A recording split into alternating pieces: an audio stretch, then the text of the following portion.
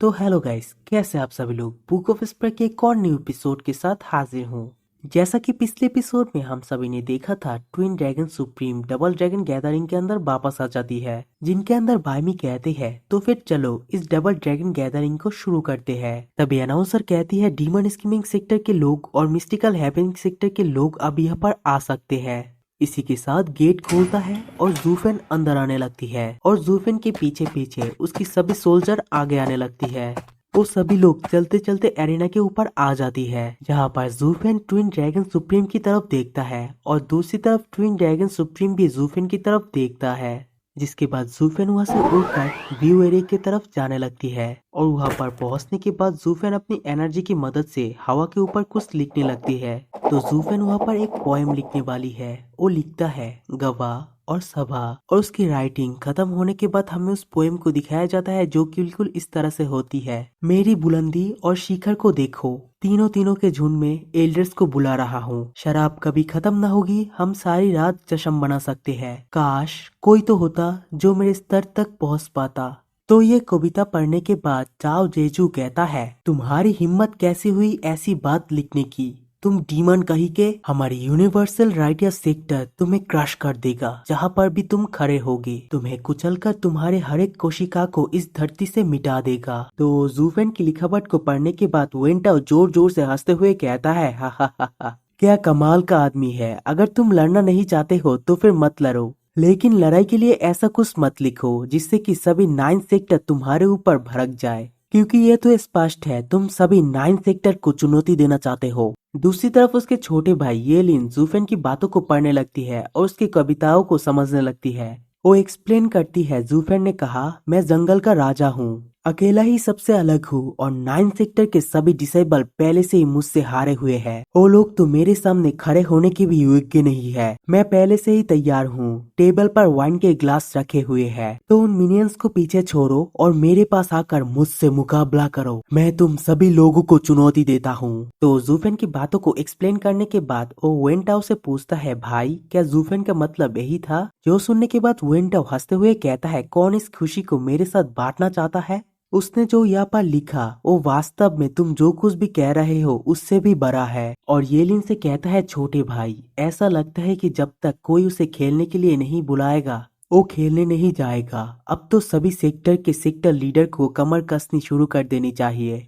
तभी यानमो कहता है, हम वो इसके लायक नहीं है, उन्हें बाहर बुलाना बिल्कुल आसान है और ये लड़का जब चाहे अपनी सेक्टर लीडर को चेंज कर सकता है। और वास्तव में इस लड़के के साथ लड़ना इतना भी आसान नहीं होगा। हु किंग क्यू, मुझे ऐसा लगता है कि ये लड़का तुम्हारे ऊपर भी भारी पड़ेगा। मुझे डर है कि ये तुम्हारे लिए भी मुश्किल है। वेंटा उसके बातों को सुनने के बाद एक छोटा सा स्माइल देते हुए कहता है, इससे कोई फर्क नहीं पड़ेगा मैं उससे लड़ सकता हूँ या फिर नहीं।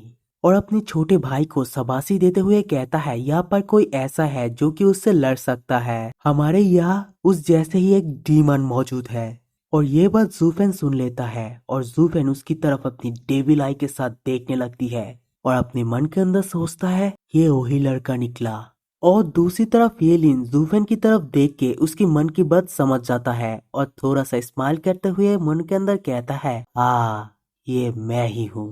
ही ही ही ही। और उसे ऐसा करता हुआ देख के जूफेन भी अपनी डेविल स्माइल देता है और यानमो येलिन की तरफ देखकर अपनी मन के अंदर सोचता है, मैं सही था, यहाँ पर एक और राक्षस है। दूसरी तरफ एक्सीलेंसी ब्लैक बीट सुप्रीम ये सारी चीजों को देखने के बाद बैमी से कहता है, बैमी अब हम उसे शुआंगलोंग यान को सौंप सकते हैं। जो सुनने के बाद बायमी एक कागज की तरफ देखते हुए कहता है, ये चीज पहले से ही लिखा जा चुका है। और फिर हमें उस कागज को दिखाया जाता है जिसके ऊपर लिखा रहता है जूफेन। और थोड़ी देर बाद अनाउंसर अनाउंस करती है, ठीक है अब फाइट करने के लिए लॉटरिया निकालो। और लॉटरिया निकलने के बाद अनाउंसर वेनावल जैन से पूछता है, डीमन स्कीमिंग सेक्टर के लोग क्या तुम लोग केवल 9 आदमी हो। जो सुनने के बाद वेनेवल जैन घबराते हुए कहता है, बेशक क्या हमें उनसे निपटने के लिए 10 लोगों की जरूरत होगी, हम तो इतने ही लोगों के साथ उनसे जीत सकते हैं। जो सुनने के बाद राइटर सेक्टर के डिसेबल कहता है, इतने घमंडी मत बनो, तुम किसे नीचे दिखा रहे हो। तभी अनाउंसर कहता है, बीस टेमिंग सेक्टर की दुर्घटना के कारण अब से अगर कोई हार मान लेता है तो फिर 2 अंक काटे जाएंगे। जियांटियन सेक्टर बिना लड़े जीत चुका है, इसीलिए उनका टोटल स्कोर अब आपके जैसा ही है 20 पॉइंट। इसलिए अगर आप में से एक आदमी हार मान लेता है तो फिर आपके पॉइंट से 2 अंक काटे जाएंगे। जो सुनने के बाद वेनेबल जैन बड़ी स्टाइल के साथ कहता है इससे कोई फर्क नहीं पड़ता है। अगर मैं उनको 2 पॉइंट दे देता हूँ और इसके बदले में उनसे 2 पॉइंट ले लेता हूँ तो इससे क्या फर्क पड़ेगा। अंतिम परिणाम 16:2 होगा जिसमें कि बहुत बड़ी फर्क होगा, इसलिए हमें इसकी परवाह नहीं है। और ये सारी बातें मिस्टिकल हेवन सेक्टर की ग्रेट एल्डर ध्यान से सुन रहा था। जिसके बाद अनाउंसर अनाउंस करती है ठीक है तुम लोग आ जाओ और लॉटरियां निकालो। दूसरी तरफ वो ग्रेट एल्डर कहता है बहुत अच्छा, ऐसा लगता है कि हमारे पास जीतने के लिए एक मौका अभी भी है। और किंग चैंग से कहता है किंग चैंग थोड़ी देर में हम जज से 4 व्यक्ति मुकाबला करने की मांग करेंगे, तुम बस वही जिनफा रणनीति फॉर्मेशन अपनाना जिसका कि तुमने अभ्यास किया था और उन लोगों में से ग्रीन स्कॉर्पियन से निपटने के लिए ध्यान केंद्रित करे और दूसरे तीनों लोगों की चिंता मत करे। तो ग्रेट एल्डर की बातों को सुनकर वो चारों हाँ भरती है।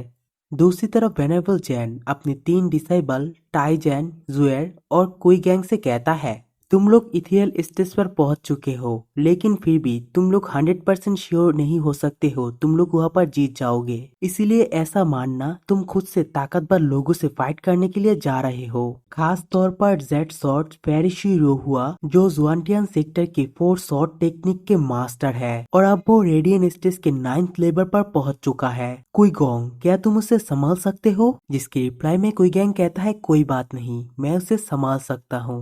जो सुनने के बाद वेनेबल जैन कहता है मैं जानता हूँ तुम्हारे पास बहुत अच्छे मटेरियल्स है और बहुत अच्छे मैजिकल आइटम है, लेकिन ऐसा मत सोचना दूसरों के पास ऐसा कुछ नहीं हो सकता है। ये मत भूल जाना रोहुआ सेक्टर लीडर की खुद की बेटी है और वो 4 शॉर्ट स्किल में से यूएन शॉर्ट स्किल का तलवारबाज है। 7th ग्रेड की मैजिकल वेपन की मदद से तुम दूसरों से कितने ही ताकतवर हो सकते हो। आखिर में क्या ये सब कुछ ताकत के ऊपर निर्भर नहीं करता है? तभी उसके पीछे से जूफेन कहता है इससे कोई फर्क नहीं पड़ता, वैसे भी हम में से 6 इथियल स्टेज पर पहुंच चुके हैं, 6 मुकाबले तो निश्चित रूप से जीत ही जाएंगे। और इन तीनों से कहता है स्टेज पर जाने के बाद तुम तीनों जो कुछ करना चाहते हो वो कुछ कर सकते हो, अगर हार जाते हो तो कोई फर्क नहीं पड़ेगा, बस इसे खेल की तरह समझो। जो सुनने के बाद वो तीनों ही कहता है ठीक है मास्टर। जो सुनने के बाद वेनेबल जैन कहता है हाँ हाँ, अगर कोई बुरा आदमी इतनी ज्यादा घमंडी ना होता और हमारे साथ खेलता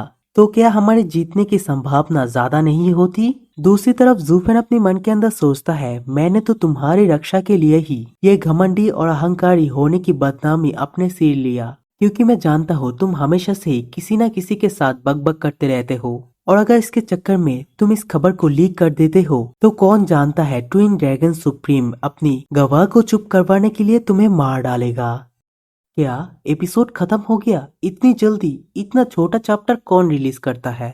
कोई बात नहीं गाइस, लाइक कमेंट सब्सक्राइब जरूर कर देना ठीक है। और अगर कोई मेंबरशिप लेना चाहता है तो फिर ले सकता है, वो अवेलेबल है अब।